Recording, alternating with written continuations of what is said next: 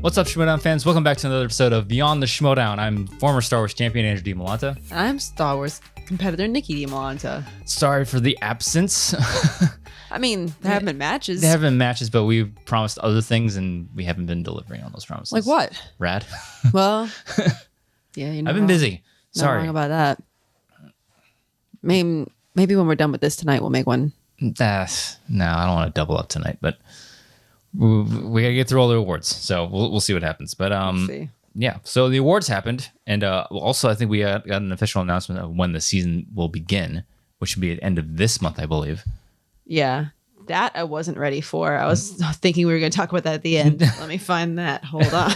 We'll talk about the end. So let's go just get into the awards then. If you're not prepared for No, I'm doing it now. Hold on. Hold on. I feel like there was an actual tweet that was like, "You were gonna do it on this one." Oh, here it is. Mm-hmm. It's official. Kevin Smets and Kev Smets and at Chandru Thinks are headlining the first pay-per-view of the year on February 26th. So that is 1, 2, almost 3 weeks from now. 3 weeks from yesterday. Mm-hmm. So, ooh, boy. Yeah, we'll talk about more about that when we after we recap the awards, and obviously, yeah. No matches. No matches. So okay. we've been loosely playing this by ear, seeing like when things happen, and things like that. So yeah, I think another big announcement was Backstage is back. Apparently, it was canceled. It was and now canceled, it's back. and like just that quickly as it was canceled, it got re-announced. It's like, hey, we're back. It's like, okay. Not really sure what happened there, but I guess it's back. Know. Maybe they looked at the budget. Like, hey, we can actually do shows. I don't think it's live anymore. I think it's pre-recorded. So maybe. Yeah. I mean, I don't know. Does it make a huge difference? Probably not. Probably makes it easier. It makes it easier to do because if we're not doing this show live to interact with fans while they come in and hard scheduling times when you have to do it, I think this makes it looser and makes it easier for them to do episodes. Yeah. Also, I would love to do things live and stream, but I'd feel like we'd have like 2 people watching and I'd be like, let's pre-record it. I'm more of like, because we tried the live thing. I didn't mind the 20 viewers or whatever. It was just the matter of like, we have to go live now because we promised. That's the thing about live. I just, there's other things about live video that I don't like doing. But that's really what it was. It's like we just don't have the time commitment to like we have to go live now. And also people's schedules and a lot of the people we'd probably be doing things with are in a different time zone and blah blah. So it just makes sense at least for us to and I like later. Pre-recording, editing things out, and if we have to, if there's dead air or something like that. Not that there is ever dead air like that. That was a little bit. That was like a tiny set. There's my funnel. Bitch, I've been looking for that for weeks. This is when you were on happy hour with Jill and Molly. Remember, because you were. Why would I use that in here? I don't know. Huh? I've been looking for that for a long time. Yeah, something. It was in here because you were. No, it was for with when I was with Maxwell and Amber for the fundraiser for Chris Adams. Yeah, that's when it was in here. Really? I think so. You were making drinks in here for some reason. Well, because this tiny funnel, the only thing I use it for is when I'm having a beverage like that, and then I clear a little bit of it out, drink a little bit of it out, and then I put this tiny baby funnel on top, and then I put a shot of vodka in it. This is my vodka funnel, and I've been looking for it for weeks. I didn't realize it was in here, but now I'm happy that I know where it is. Leaving that in. Why not? I mean, I have 3 other funnels, but I mean, this one's skinny, it's little, it's cute, and it fits nicely into you put your Tito's in there, and then you're ready to rock and roll, ready to party, ready to black out. That's how we roll. That's how we roll in the in-house Dimalanta. No, blacking out's not fun. Yeah, no, we don't do that. I feel guilty the next day if I do. I don't know why. I have like guilty's not the word I would use. Hungover? Yeah. Well, yeah, no, that sucks too. Yeah. But I just feel like guilty the next day. Like I usually, if I do have too much to drink, the next day I'm like, I'm sorry. You mad at me? That's me.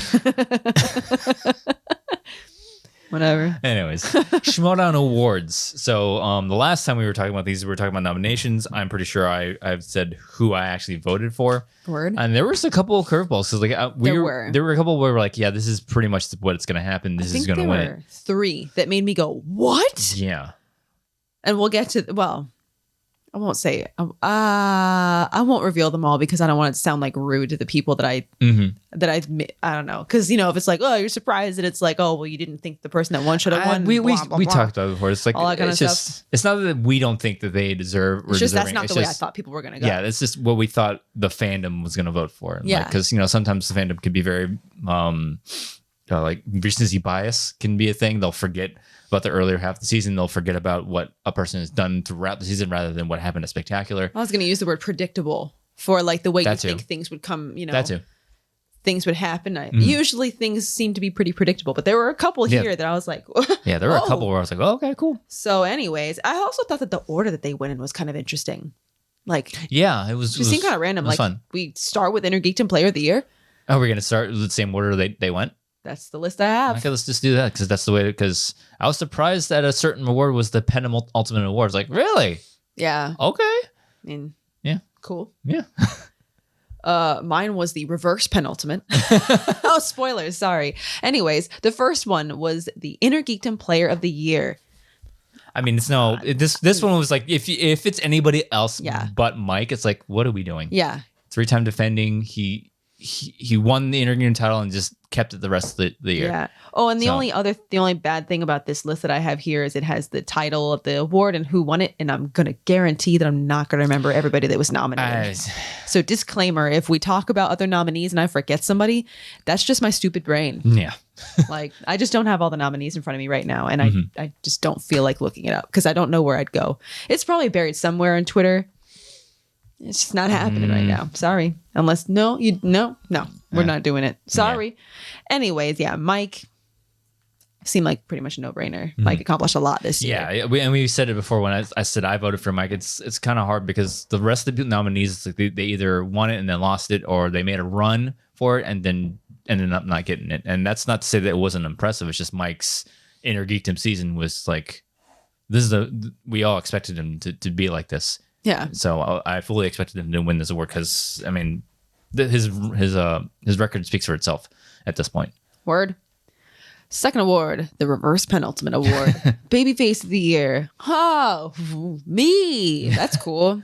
I voted for you. Thank you. I think it was very deserving. Like I said before in the nominations, it's like you went over with the fans immediately. Like there was nothing bad said about you. I mean, let's not get into that again. But for the most part, everybody's like, "Oh my gosh, she's so amazing! He's awesome. The character work, and even though it's not character work, but 100% no. Sorry to burst that bubble. Nope. And that's what I'm saying. I think that because I think the other person that I think would have given you a run for that award was going to be either Brendan Meyer or Janine, because how much the fandom loves both of them. I saw somebody make a case that they thought that Beth May would take it because she was the only one out of us that had like an established character.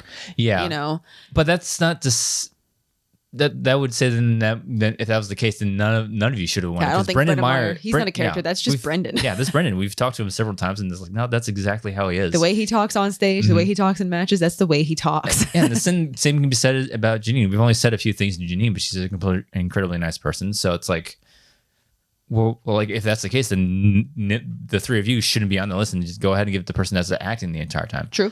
So, I also saw somebody say that the Babyface and Heel of the Year award, like awards like that, water down the awards and they shouldn't be there. Like, sorry, didn't ask for it. Anyways, well, congratulations, you got Babyface of the Year. How does it feel? Cool, I guess. It feels cool. I don't know.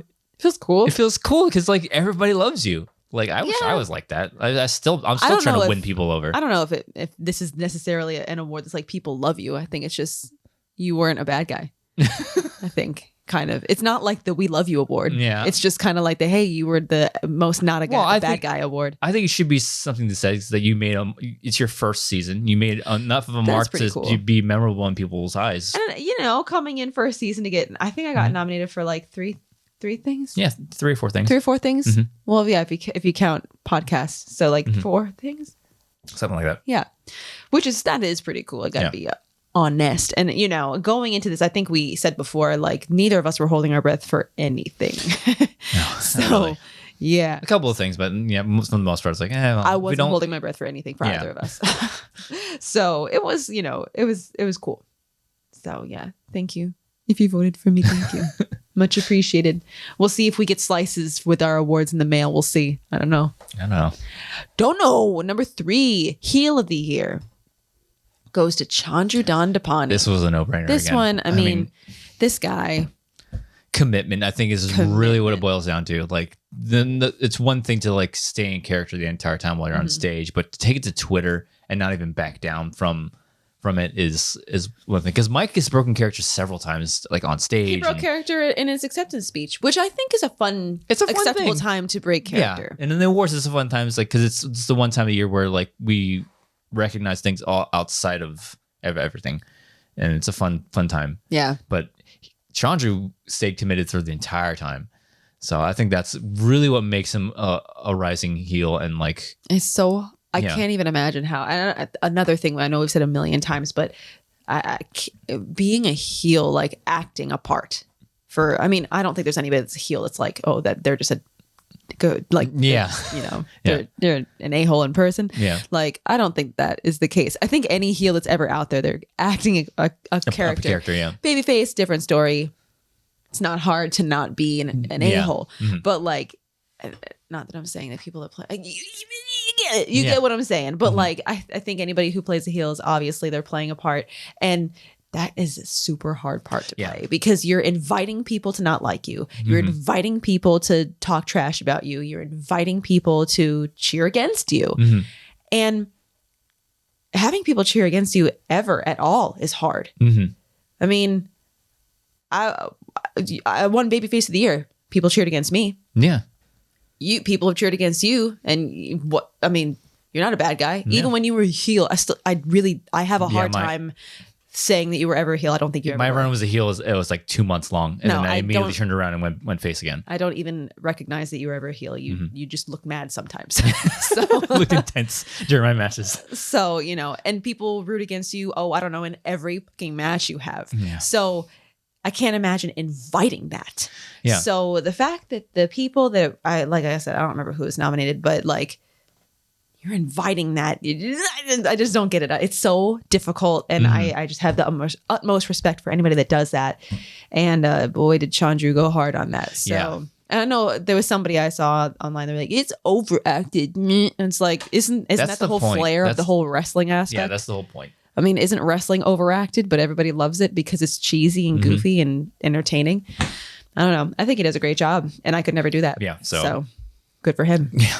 Well deserved because everything we just said. And for this one to be number 4, this is what I'm saying. The order of these awards was so odd. It was weird. Yeah. There were some awards that I'm like, why are we saving that so late in the game? And then number 4, Faction of the Year.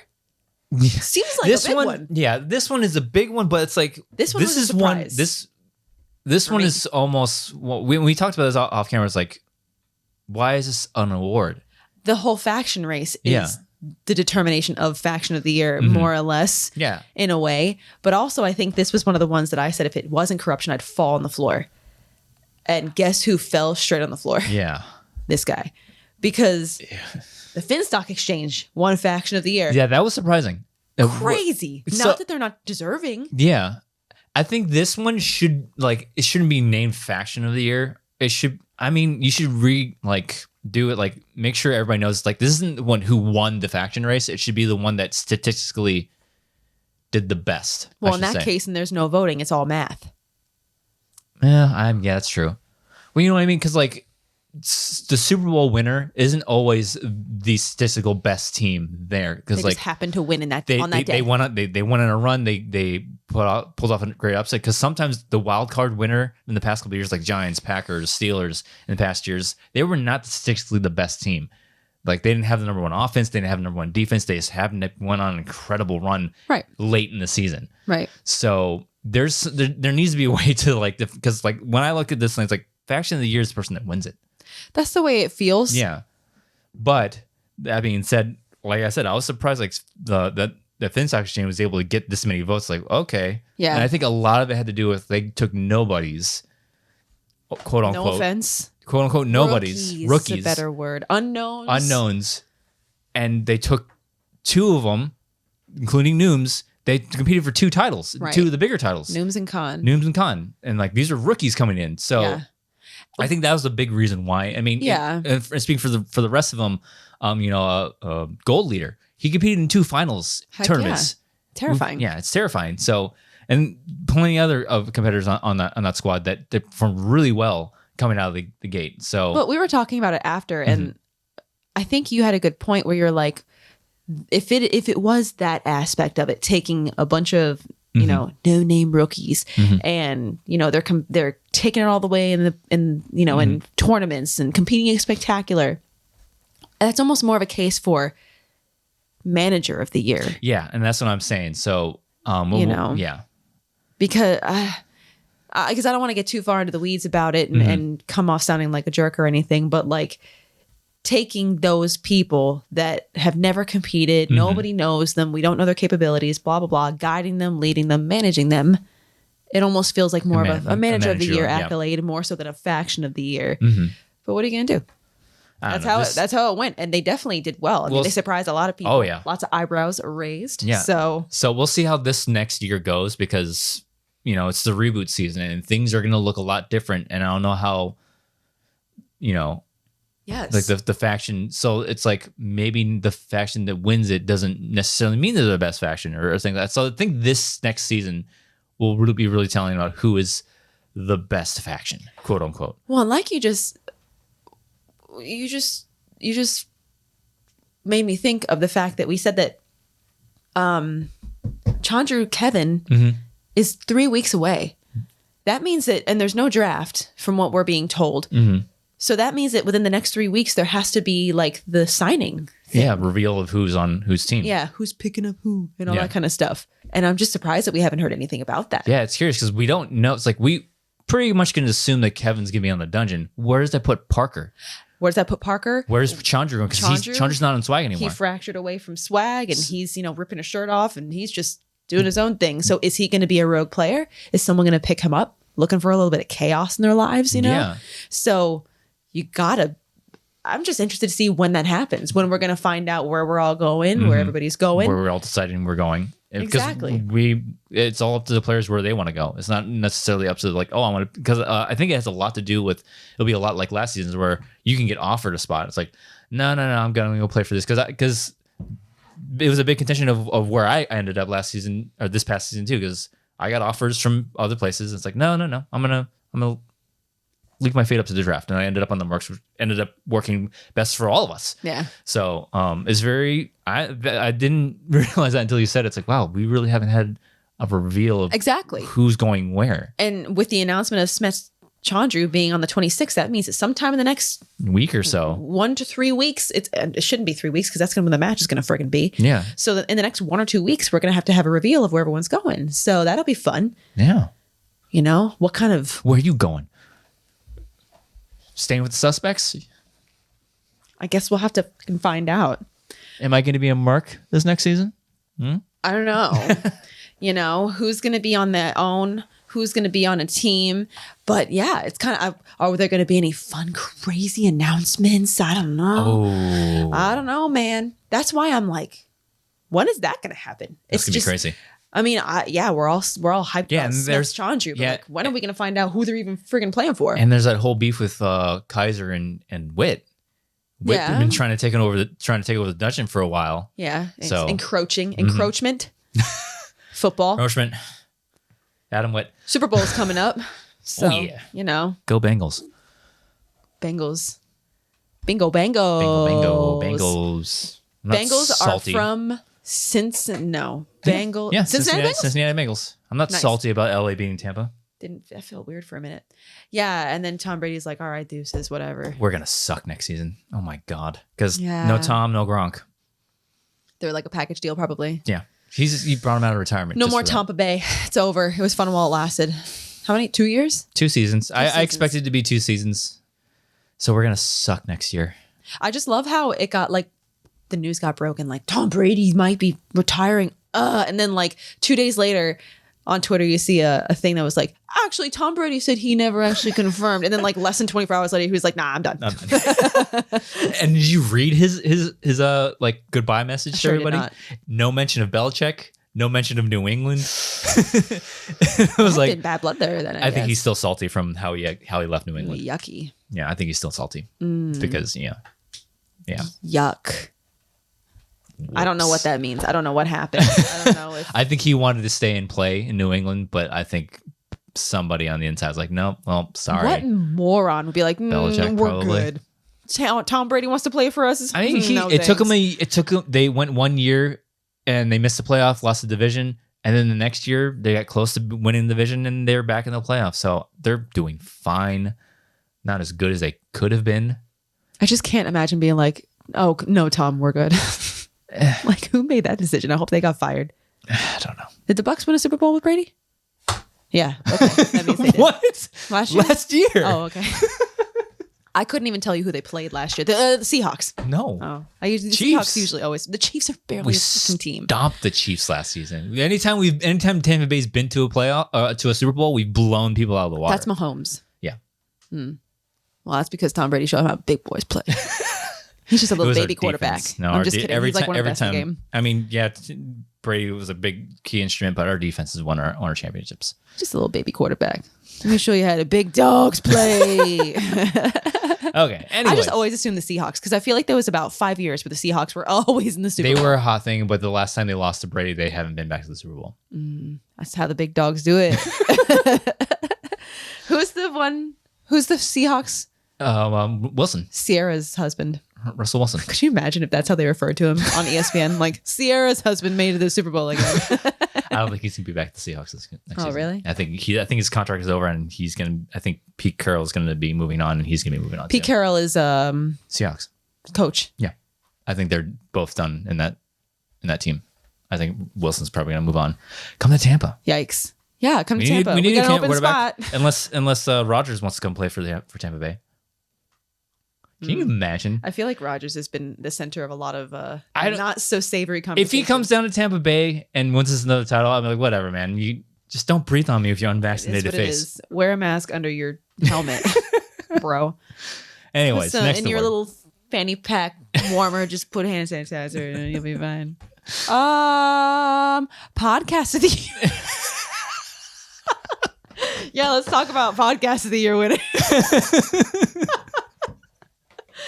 I wonder who won. Oh man, I wonder if it's the flagship show of the Schmoedown. Crazy, funny how that works. We can talk to this topic to death of like who should be nominated and. Yeah, I still have my opinions. It is what it is. I mean, yeah. I think we do pretty good on our own. Yeah, week to week, it's just us talking, no guests. We don't even advertise our own show on Twitter. we used to, and then it was like... we do pretty good numbers. I think we do pretty good numbers. I do think that at some point we should make some sort of an effort to talk to people. Other people. I don't know, because I feel like if you don't do it consistently, then it's going to feel like favoritism. Yeah. So I feel like if we're going to talk to people, I say we reserve it for our Radcast. Yeah, that's what I'm saying. We're not sure. I feel like Rad is the platform for bringing in guests, because especially we have Goddard. Goddard's going to be our first guest on Rad. Love and Goddard. You two haven't talked to him in forever. You two can run the time up just by yourselves. And I'll just be sitting in the corner drinking the Truly. Shaking your head. Shaking my head, face palming all night long. So I Sounds like a good night. I think if we do get back to like having guests on, it'll be either for Rad or for Going Rogue if we ever bring that show back. I want to bring, especially like the closer we get to Celebration, I want to start like talking Star Wars. And also because the last time Going Rogue was on, I knew nothing about Star Wars. Exactly. I was talking out of my butt the whole time. Now I actually know a little bit. Yeah. So I feel like I could speak to it better. We can bring people in from the Schmoedown, bring people in that I've met over TikTok, and have a good fun. I almost swore there. A good fun time. Yeah, I feel like when we did Going Rogue before, I was like, yes, Tatooine. Yes, lightsabers. And I just tried to. Yeah, I feel like I could maybe talk to stuff now. I think you could now. Like when we were talking about Mandalorian and going this past Book of Boba Fett, we talked about for hours about it. It's like, oh my God. Man, that made me tear up real bad. I wanted to, like, the effect of alone Luke Skywalker. Like, no, I'm gonna save it because I actually want to talk about this on Rad. Like, I was watching it like save it, build to it on Rad. Save it, build to it. Anyways, podcast of the year, shock of the year. If there was a shock of the year moment, oh boy, rundown. Sorry, it would be rundown winning podcast of the year. Funny how. Anyways, good job, guys. I mean, it's a testament to how well. I mean, this has been a show even before it was officially picked up by the Schmoedown. So it's a testament to how well they've been doing over the years and how they can consistently be a top show on the channel. Yeah. It's a good show. It is a good show. It's, you know what? I feel like we're not saying it's not a bad show. Not at all. No, it's the flagship of the Schmoedown. It's the flagship podcast. Of course, it's gonna advise me. I should just move on before I get myself in trouble. Anyways, number 6, upset of the year. This one I was surprised because we both were nominated for upset. Oh yeah, that's true. I felt bad about that.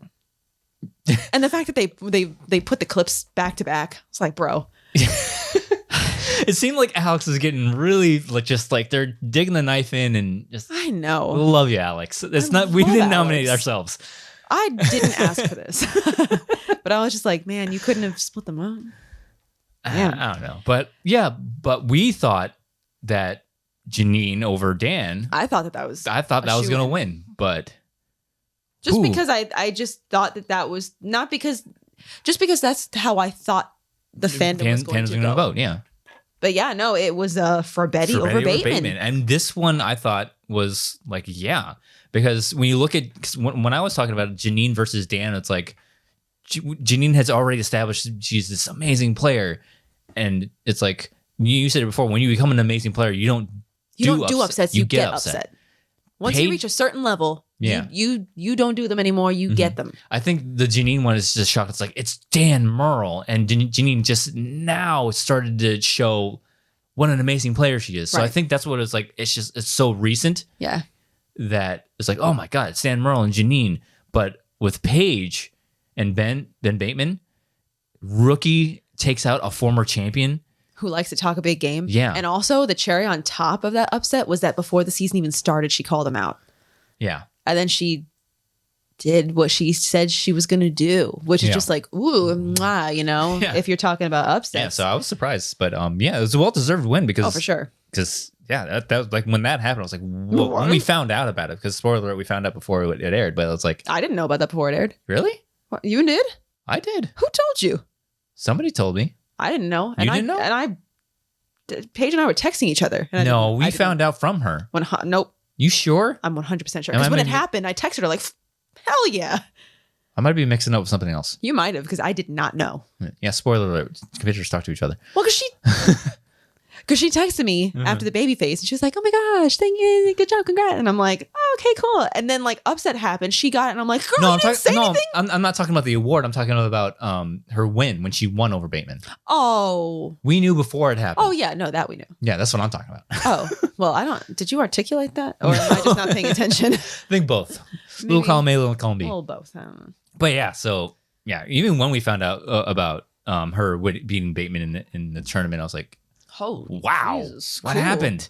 Like, how was it? Like, because sometimes like when we find out like results, it's like we know the result, we don't know. But how did it happen? How did it happen? So that's why we usually rewatch it. What kind of win was it? Yeah, like was it was it like neck and neck down to the wire? Was it a big blowout, if you will? You know? Yeah. Was there a controversial thing? And I feel like there was a challenge in that match. I think so. Wasn't there a thing about like where did something happen in the airport or on the plane? Yes, there was. Yeah. I'm shocked. I remember that. Mm-hmm. But yeah. Yeah, it's a big win. Twas. Yes. Number 7, Team of the Year. This one was another no-brainer. I mean, Shazam. I mean, I'll bleep it out. Has been crushing it. Whoops. My guys, man. I mean, they've been crushing it, man. They've been crushing it. They lost what? They didn't lose once as a team this year. I don't think so. No, they took they went on the run to get to they were in the number one contender match against Final Exam. Oh right. And then they won against the Otter couple. No, they won. No. They took the belts off of.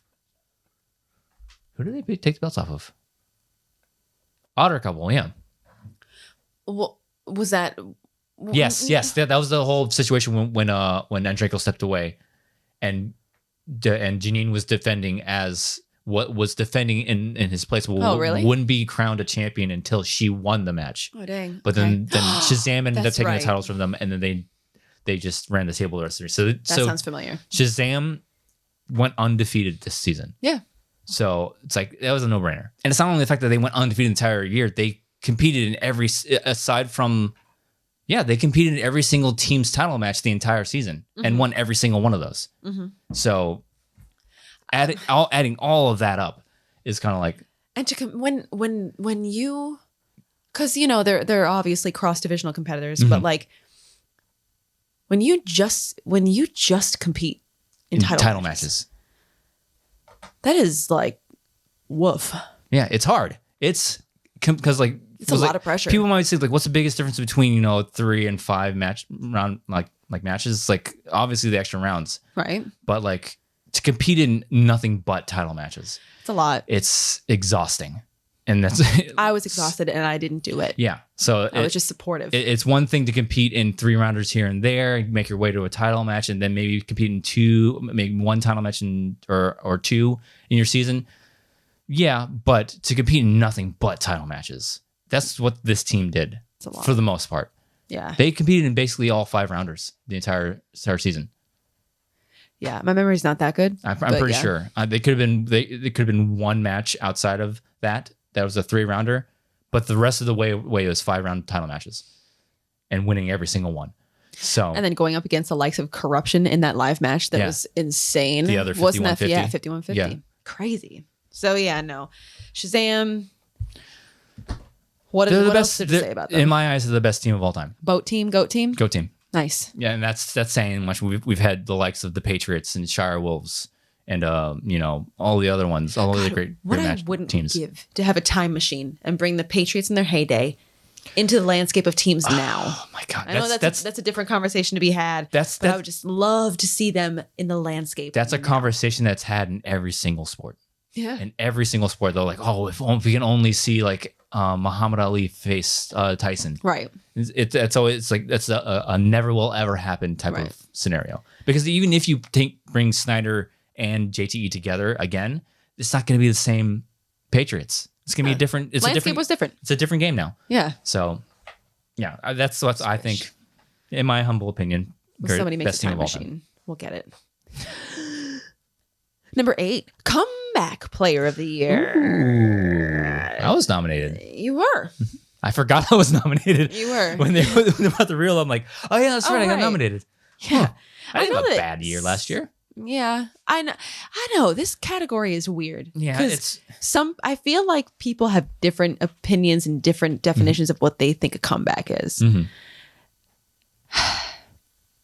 I'm going to reserve my opinion because I feel like there's an example I could give of a thing that I don't think was a comeback at all, but I don't want to sound like a D-bag. Oh, I think I know you're talking So I'm not going to do it. Just talking about conversations of old, of people talking about comebacks and this and that. So I just think it goes to show that it's kind of subjective. Question. Yes. This comes to Kevin. A lot of these are subjective. Yeah, Let me just make that known. Kevin Smet's coming back this season. If he were to find his way back to the title, great example, and keep it for a majority, I won't say it keeps it the entire year, but keeps it the majority of the year. Great example. Is he comeback player of the year? That's hard for me because technically, yeah, because he's literally coming back. Mm-hmm. His last match was his loss to Chandru, losing the title, and that was the last time we saw him. But what was the rest of his season like before that?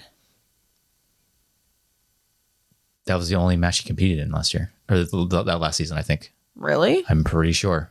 1 match. Yes, because he sat on the bench the most of the year. Why? Lost, and then didn't compete again. I'm pretty sure. Well, I definitely don't remember, but that's a great question because that's also a bad example because I love Kevin. But I feel like for me, usually I look at comeback as, man, like a great example of a comeback, I think would be, let's say, and it always it kind of sucks to like use somebody as an example because it's basically saying, hey, you didn't have a great year. But like, I feel like if you took somebody like a Paul Preston this past season, Ben Goddard, things didn't quite go the way that they wanted them to, which is a shame because we know that they're both incredible players. If one of them because I mean, who knows if their team is going to, I mean, the Den imploded. So I would imagine their team is not going to be a thing again next year. But let's say one of the two of those guys, like, goes on Stella gets her groove back and they really, they rock it this coming season. That to me is like, that's a comeback story. Adam Collins. Look at his past season. He lost the title to Dan Murrell to start a season off. Right. And just never seemed to find his footing. Just kind of wheels spinning a little bit, unfortunately. And that's the problem with having such an incredible year, especially in your rookie season. People are going to expect that you're always perfect. And then you have that looming over you. Like Adam Collins, I can't imagine. Can you imagine going perfect, and you end the season, you 20 bazillion and and you got the belt at the end of the season and you're a rookie and everyone's like, oh, you missed a question? Can you imagine having that looming over you? Yeah. Like, just, that it's coming one day. Nobody stays undefeated forever, as is evidence. Adam looked unstoppable. Yeah. That darkness is always looming, and it gets everyone at some point. It's inevitable unless you just deuces out on top. Yeah. If you keep playing, it's going to get you. So I can't imagine that pressure. So yeah, I think if Adam makes a run, if Adam or Kevin make a run this next season, I think they have a strong case for comeback player of the year. Because Adam was going up, and then he lost it, and then just kind of wheels kind of spinning kind of year. Couldn't find his footing. Couldn't get the breaks he wanted. Didn't do poorly. Yeah. But when you contrast it to his first year, it makes it an even more stark contrast. If he does go on a run this coming year, and let's say he gets the belt back or whatever, maybe he goes to another tournament.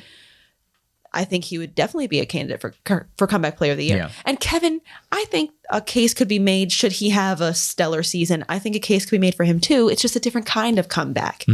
So that's why, I mean, when you vote for something, the nature of it all is kind of subjective.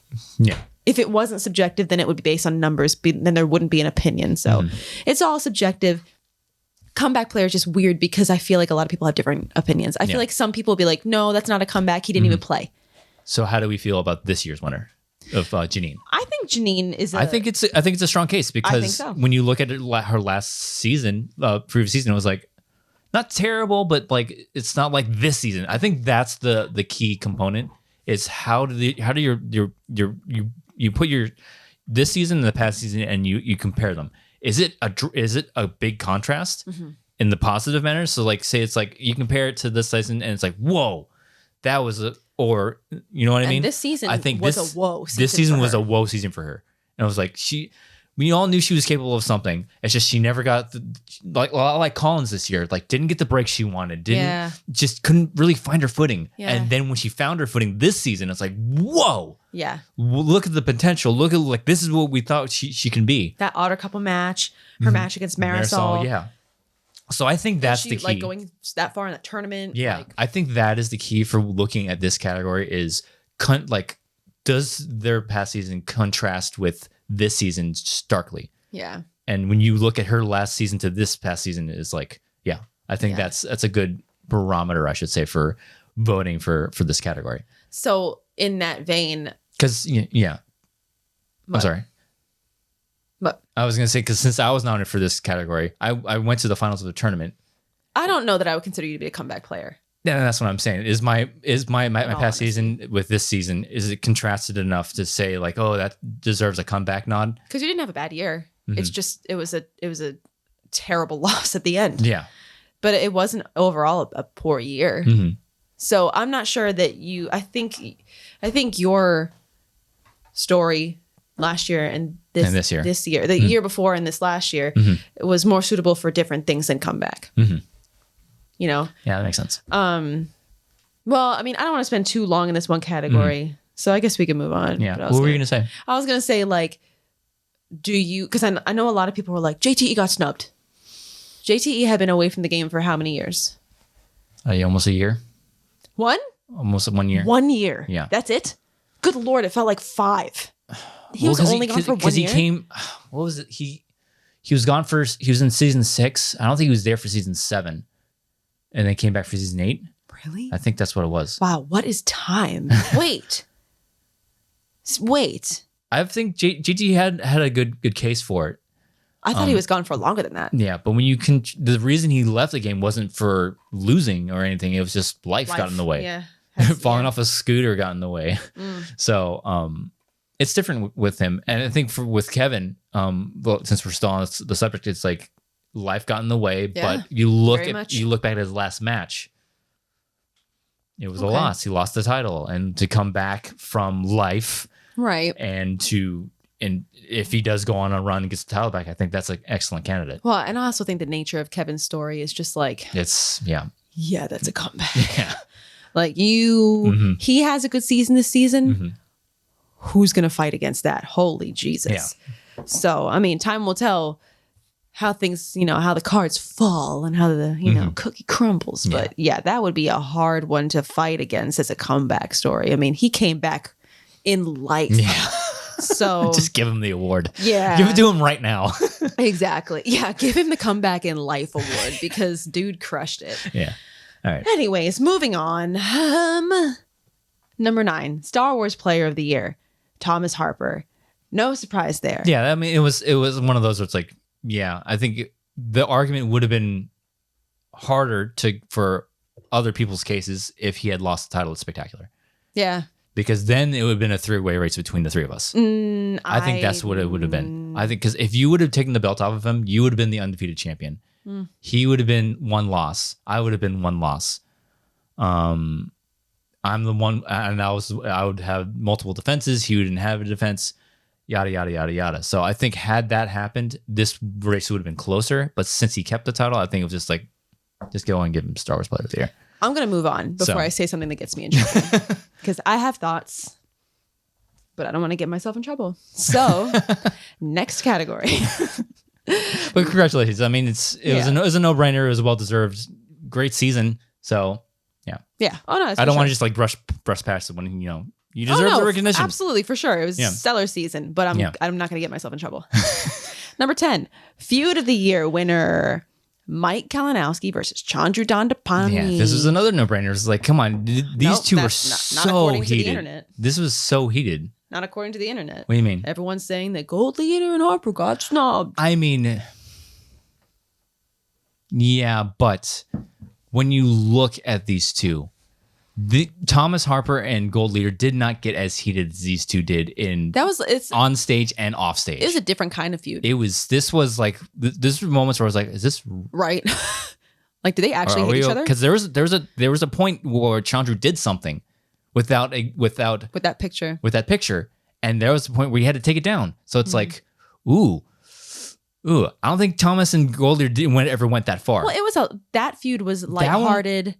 Jabs here and there. And that's my point, because you can tell, we both know these guys in real life. We both know that, we know how they are. We know that they're amazing people. There's so much fun to be around. I love talking to them. When you look at Mike and Chandru, sometimes you're just like, oh my God, do they even like each other? Right. There are points when they're going back and forth on Twitter or back and forth on stage. Is this the show? Or is this real? Is this real life or is this the show? And that's why I think this was a no-brainer. And to get...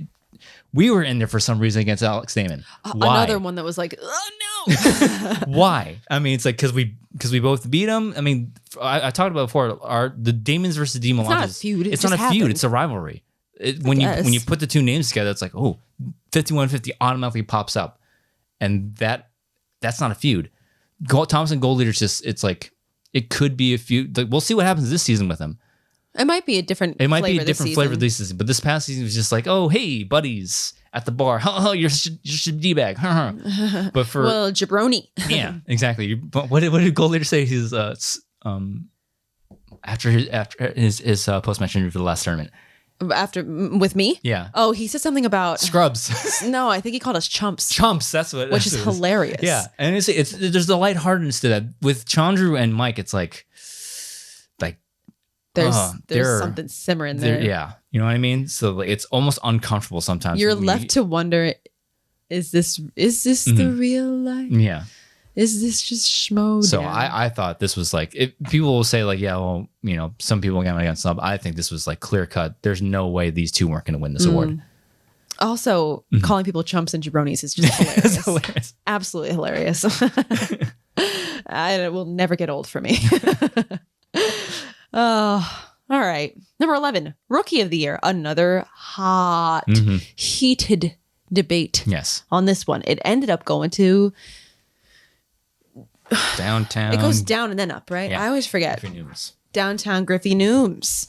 I voted for him. And I had no idea which way this one was going to go. This one was a little tighter than most categories, but this one I think boiled down to how the guy competed and won 2 tournaments simultaneously. That's still mind blowing to me. That's mind blowing to me. When you have no room to relax and you still perform at that high level.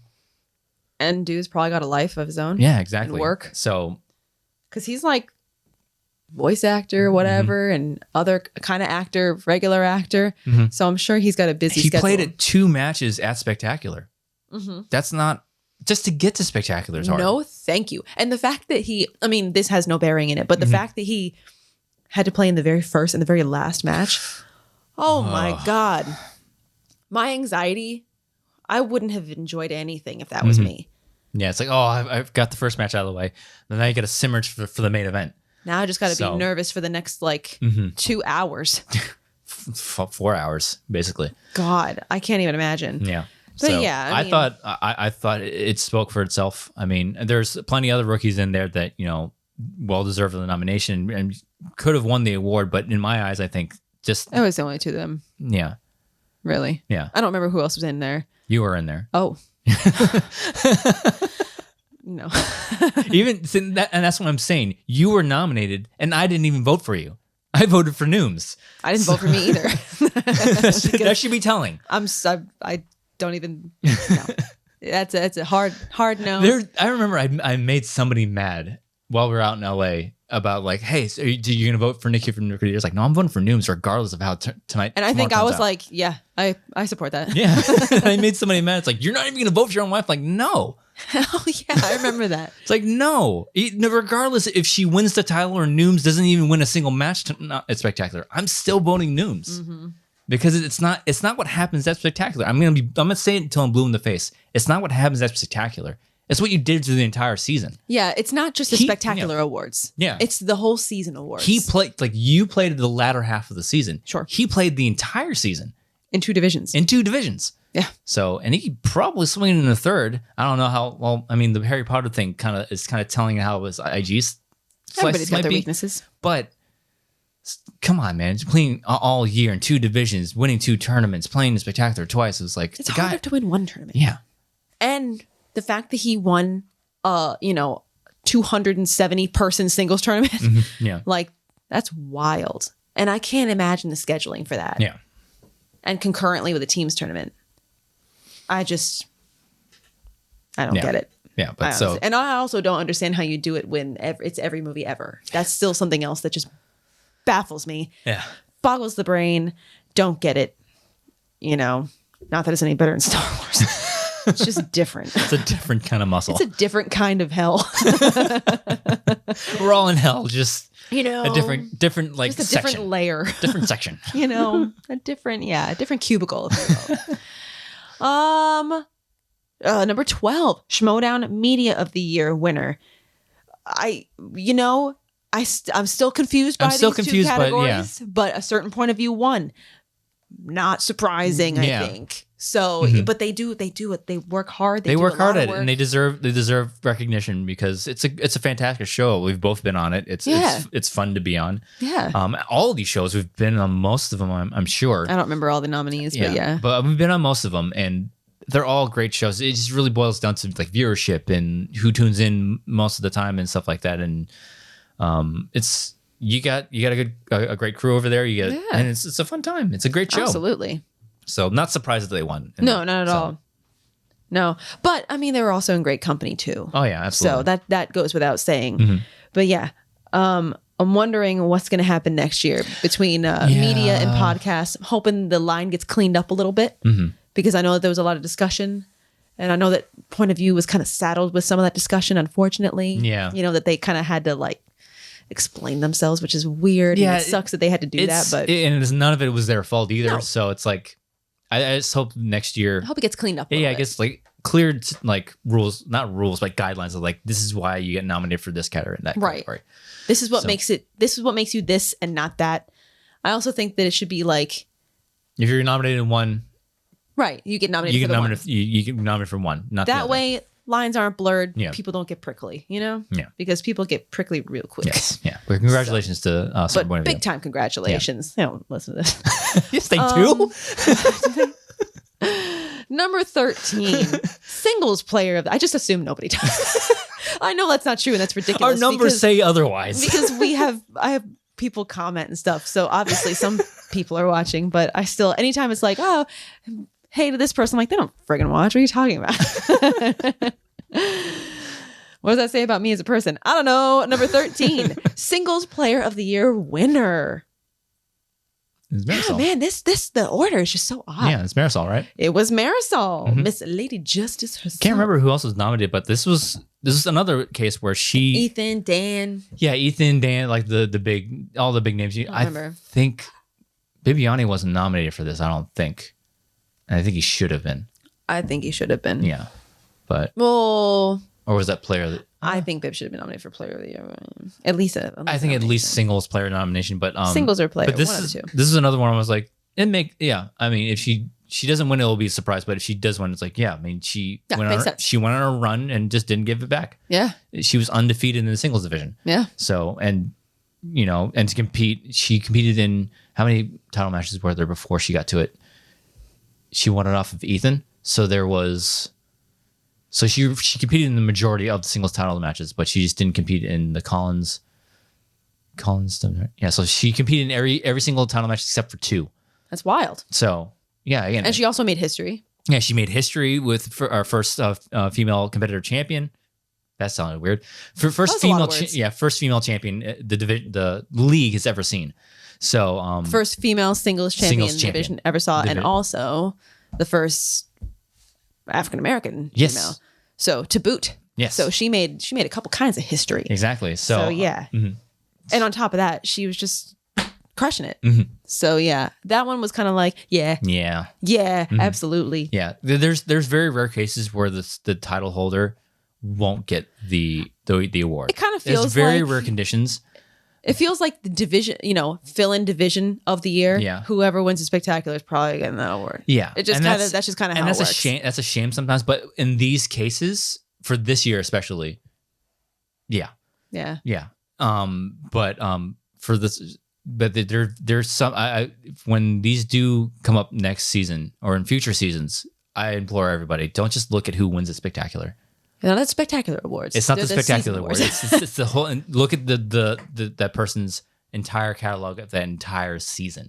Yeah, and especially this season was really hard to do that. Yeah, with so many matches, but and it's so many matches and so many big moments and so many incredible matches. Yeah, it's like don't look at how the season ended. Look how the season went. It's just it's a the whole picture kind of thing. Yeah.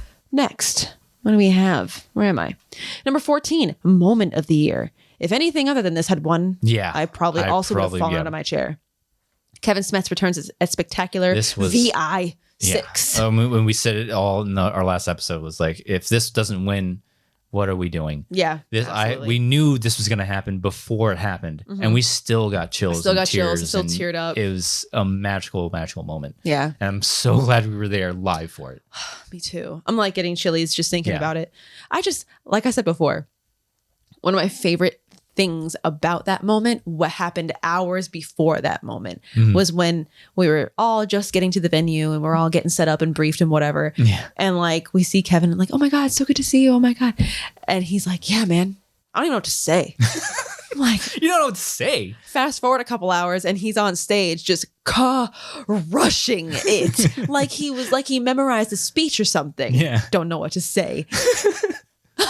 It was just like, wow. I would have thought that he had rehearsed that millions of times because it was just so good.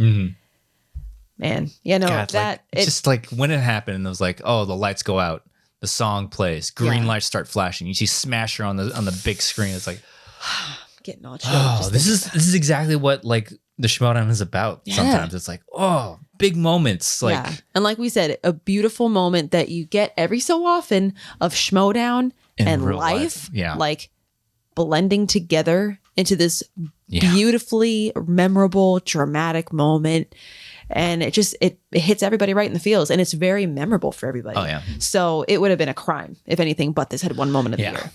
And you were nominated for a moment of the year, and I still was like, no, this one should win. I got nominated for a number of things I forgot I was nominated for.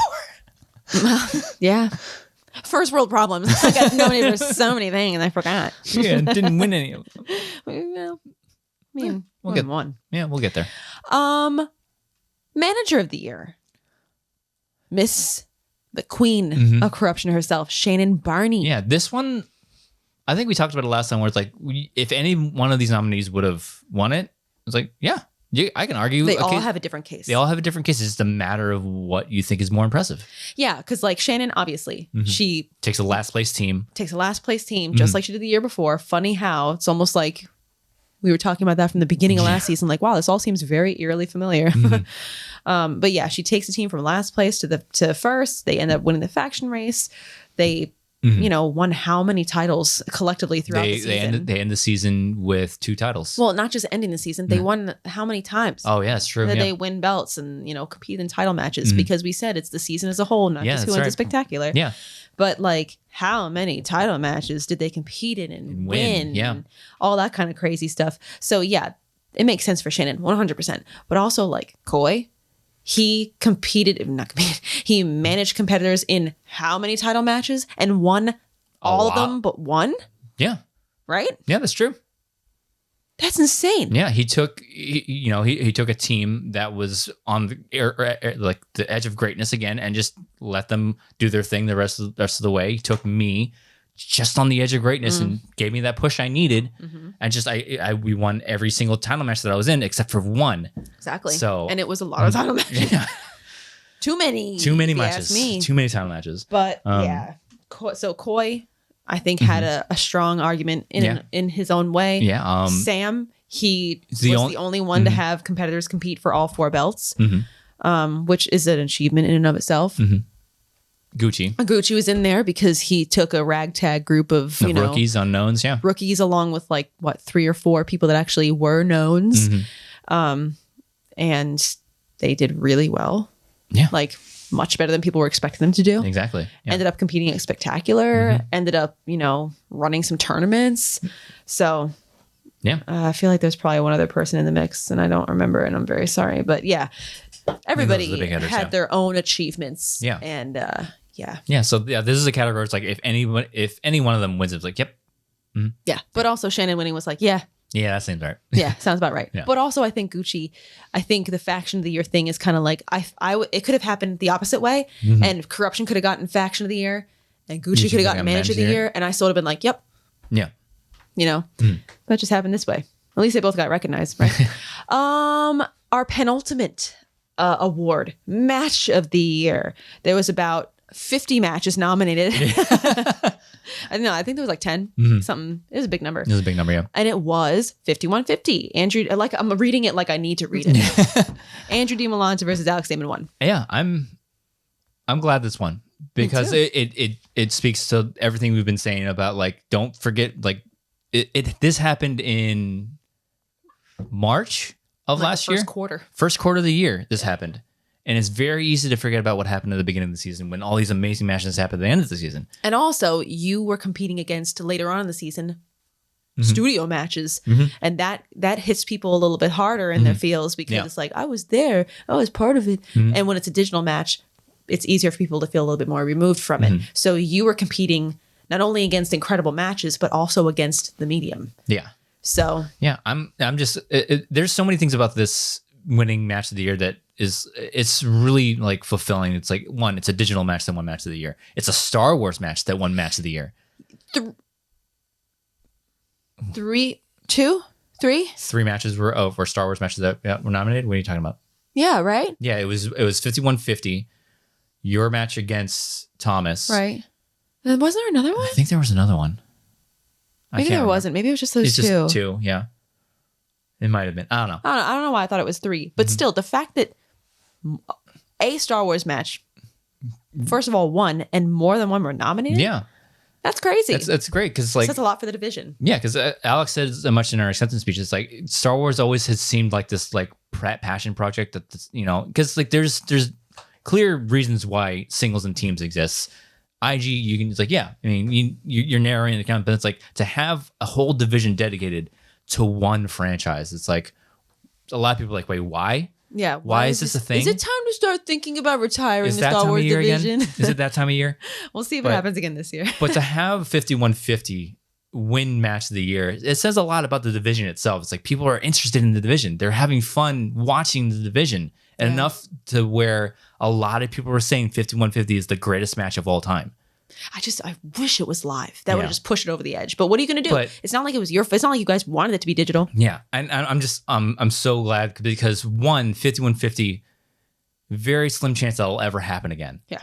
It's already on the record books as one of at the time it was the highest scoring match of all time until a team's matched it. And the fact that it is now officially in the history books, like it won an award. It is like it means a lot. Canon. It's canon. It means so much for me and Alex that we were able to leave a mark on everybody enough to like, hey, this is kind of the stuff you can get out of Star Wars. Mm-hmm. It's just, and that's a lot a lot of the matches were like. Yeah. Where like they were so down to the wire, and like that's what you get with the Star Wars division at this point. Yeah. Mm-hmm. So I'm just really grateful for that. Like we were able to put on a big enough show and to run the score up high enough to where everybody remembered it. Yeah. Like throughout the year, after a big match happened, it's like, is this match of the year? People were in the comments going, no, 5150 is still my match of the year. Yeah. And it kept coming up. Like when the IG match at Spectacular happens, like this has to be match of the year. People were like, nope, 5150. And the fact that you can now just say 5150, everyone knows exactly what you're talking about now. Yeah. That's, as long as we'll be a part of this fun little trivia show, as long as, how many more matches we'll win or lose or whatever, you can always say 5150. Me and Alex will come up, and that match will come up. It's like, you don't have to say, oh, you remember when Alex, and the first time Alex is like, no, 5150. Yeah. You know exactly what you're talking about. I'm just, every time that I watch that match, especially the ending, it's like the highlight of my year. It's just like, it was like that crowning and achieving moment. Just, I legitimately tear up every time I watch the end of that match. Yeah. So I'm so incredibly grateful that everybody voted us match of the year, because it says so much about just us and the division and history, basically. Yeah. So, yeah. Yeah. I'm really, really glad it won too, because a lot of work. A lot of work went into that and beyond that. Mm-hmm. But yeah. And I got a little nervous when that match first happened, because like I remember hearing some people like here and there, like, it was an okay match, but it was almost too perfect. It's like, get out of my face. Too perfect. Yeah. Anyways, let's not get bogged down to that. At least it won. But yeah, no, it was very validating, even for me as not even also very validating, because that match felt like an eternity that you were in here filming. Yeah. And I'm out there having heartburn, a heart attack. Yeah. I'm having an anxiety attack out there. So yeah. So I remember that day clear as day. Yeah. But yeah. And this is the match we show, like when we introduce people to the Schmoedown that haven't been like, oh, like you're a Star Wars fan, you like Star Wars trivia? Oh, I might have something for you. We immediately we send them 5150. This is the match we introduce people with, because it's exciting. Yeah. Yeah. I mean, and also, you want to test your knowledge? There's plenty of questions in this match. Go ahead and test yourself. Yeah. We'll see how it goes. So yes, much deserved from both of you. Yes. Because it takes two people to play a match. And you're not going to get a match of this quality unless you're both on point. Mm-hmm. You're never going to get 6 or 7 questions deep into overtime. You're never going to get that type of nail-biting tension unless both people are absolutely crushing it. Mm-hmm. So it's a testament. And it sucks because we love Alex, and he is, he's the GOAT of the Star Wars division. Yeah. He's amazing. And nothing changes that. No amount of losses is going to change that. Mm-hmm. Where was I going? It just kind of sucks that it's everything that he's been nominated is for like losses. Well, no, that and all. It just kind of sucks because I know that when they talk about this match, usually the focus is on you because you're the one that won and blah, blah, blah. But it is also a testament to what a terrifying competitor Alex is too, because you don't get a match like that without two top tier competitors. So it's also, it's a bittersweet testament for Alex. Yeah. But also it is still something that I don't know if he's proud of being a part of it. I hope he is. It just sucks because it sucks. And I've talked about this before. You don't get 51-50 if Alex isn't Alex Damon and ruling the division as long as he had, because he forced all of us to get better. He's the reason we are the way we are now. You don't get 51-50. You don't get the division the way it is now without Alex Damon being that damn good. And then you guys had to go and do that and make it even more hard for the rest of us. Sorry. Lord. And that's what I'm saying. It's like 51-50. It took two of us to make that match that damn good. Yeah. So when you look back on this, when we look back on this match, it's, hey, I finally did it. But it's like, no, it takes two of us to make that match that damn good. Right. And Alex Damon is a huge part of that match. Oh, for sure. So you both are that match. Yeah. And then our last one, overall player of the year winner. Marisol, Lady Justice, Marisol McKee. Another tough category. It was. This one was. I voted for Mike because he's a triple threat player and he had an amazing season in and outside of IG. But it's hard to argue against Marisol McKee. So, and also I don't remember all the nominees. My bad. But also I feel like this race was probably between Mike and Marisol. But yeah, Marisol, like we said before when we were talking about singles player of the year. Well, I mean, we talked about both of them because she won singles, he won IG. But yeah, I mean, she made history. She defended twice. Three times. 3 times? She defended against Chance. She defended against twice? I thought it was twice. Was it twice? Who did she play against? She defended against. I'm sorry. Erwin and Nooms. No, she won it off of Erwin. She won it off of Erwin, defended against Chance, defended against Nooms. Is that correct? So 2 defenses. Okay, yeah, sorry. Yeah. And then Mike. It's 3 defenses. 3 defenses, 3 divisions. Competed for the team's belt, got that close. Another 51-50 situation, which again, not going to get that unless you have top tier competitors. And then he went deep in the singles. Respectively far in the singles tournament. Yeah. Very far. And then he just came up against Janine, who was having her comeback season. Yeah. So, I feel like this, I don't know how close the votes were, but I feel like this was probably a pretty tight race. Yeah, it was a tight race, yeah. But Marisol, obviously, incredibly deserving. Oh, yeah, absolutely. And what was I going to say? Marisol, Mike. Thought just fell out of my head. Oh, boy. How embarrassing. Yeah. I don't know what I was thinking about. Anyways. Dead air. Edit it out. Yeah, but again, I voted for Mike. But again, it is hard to argue against everything that Marisol did this year. It's so inspirational for her to succeed in the league. I can only imagine she's gonna get better this next coming season. So that's the thing, man. Because I can't wait to see what happens this season, because the landscape changes. The pressure only builds, and I just can't wait to see how things shake out. So, yeah. Can't wait. Yeah, I can't fucking wait. Yeah, we haven't been preparing at all. I can't fucking wait. Anyways, can't wait to see how things shake out. Yeah. Speaking of next, just go back, rewind it to how the season's going to open. Word. With the first pay-per-view of the season, the first match of the season, I believe. Think. Well, I mean, there's going to be undercard. Sorry, but I don't think we know who that is. I don't know. But Chandra Dandapani will go up against Kevin Smets in a rematch, non-title match, so a 3-rounder. A number 1 contender, right? Is it? I thought. I don't think it is. Is it not? I don't think it is. Oh, ignore me. If it is, that's news to me. It might not be. It might not be because in my brain it always feels like that's a number 1 contender type match. Yeah, because both of them have to find their way back to the title because both their last matches were title match losses. Right. And you have to work your way back. Right. Your path just might be a tiny bit shorter. Yeah. So I imagine it'll be 1 or 2 wins, see yourself in a title match, or 1 to 2, see yourself in a number 1 contender match. So their path is shorter, but This is going to be interesting because Chandru has been on top of this game since, because his heelness has only gotten stronger. Yeah, I'm saying because like to get to Mike, he had to beat Parker, and everybody said, "Yep, Parker's gonna take it. Chandru's done," and like, whoop. And Parker just took Mike to sudden death. Yeah, so this is gonna be and being away from the game for that long and not having to focus on the game while you're away. Yep. That's to be removed from the game and you're definitely not focused on the game. Yeah, that's going to be a challenge all of it in itself. So it's going to be interesting to see how he fares against Chandru because Chandru's just like 1 or 2 questions away in the speed round of getting that belt back. Right. It's that speed round. It's not like he played a horrible match against Mike.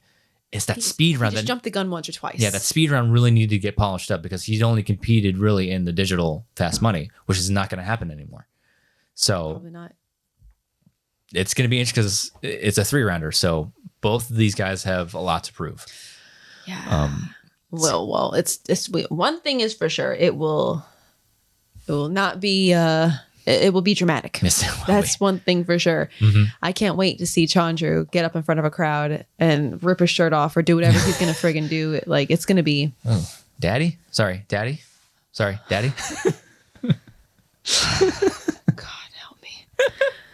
But can you imagine Kevin Smets? Oh my God, in his first match back. He's going to be in his hoodie. He's going to be intense as hell. And can you imagine the booze? Oh yeah, because he crashed his award speech. Exactly. And I don't know which competitor is going to be the higher ranked one. It's going to be Chandru. I imagine Chandru. He's probably got more matches. He's got more matches, yeah. So that means that Kevin will be introduced first, probably, which means that everyone's going to be like, hell yeah, Kevin, losing their minds. They get to hear his theme, losing their minds. And then Chandru comes out. They're going to be riding that high of seeing Kevin. And it just turns into straight booze. Like, oh man, that's going to be pretty electric, I'm sure. So I can't wait to see that. Do we know where that's going to happen? LA, I assume? Probably LA, yeah. Yeah. Yeah, because the way things are right now, it's hard to. Well, because didn't Christian say they're not doing New York for a while? Yeah. For some reason. But yeah, I assume LA. I mean, I think they're both out there already. So it's not like they're going to have to fly anyone out. Yeah. But yeah, can't wait. And I'm also excited to see who gets announced the undercard. That should be a pretty fun That's going to be a fun match. So anyways, we're going to go. Let's go ahead and wrap this episode up. We're running a little bit late. Are we? Yeah. Average time for us. Yeah. Longer than I expected, as always. Ugh. Usually. Yeah, that usually happens. Yeah. So okay. Star Wars competitor Nicki Dimalanta. Dimalanta. Where can I find you online? That radio voice. Sorry. Kills me. You can find me on Twitter at Dimmy, DIMMMYYY. As for me, you can follow me on Twitter and Instagram. As for me. You can follow me on Twitter and Instagram at Drew Dimalanta, DIMALANTA. On TikTok at Rogue Leader Drew. Follow me there, please. I want to get to 5,000 before celebration. Only got a couple months. Close to. I keep getting hit with bots. I was at like 2,500, then I got slashed again. Oh. They should get that under control. I should. Call Mark Zuckerberg. If you listen on audio form, please follow the feed and rate us. If you're watching on YouTube, like, comment, subscribe, click the bell icon in the lower right-hand corner. See when we do things on the YouTube. Which should probably be rad next week. God willing, we're going to do it. We'll do rad this coming week. Because I don't know, because the next couple of things will probably happen. The next thing we'll have to talk about is the pay-per-view that's coming up. Or the, not draft. If that happens. Signing. So again, we're kind of playing it by ear again. It's got to happen. It's got to happen. Because how can you, who even is going to be managing them? It's got to happen before that match. Yeah. So yeah, I'm sure we'll talk about that whenever. Whenever that happens, in the next week or two, it's got to happen, I assume. And if not, we'll have a rad, hopefully. We're going to do one. We've just been really basking in the glow of a break from everything. So stretching out, but now everything's coming back. So, we'll straighten out. We'll straighten out when we get there. Thank you so much for joining us on this episode of Beyond the Schmoedown. We'll see you guys next time.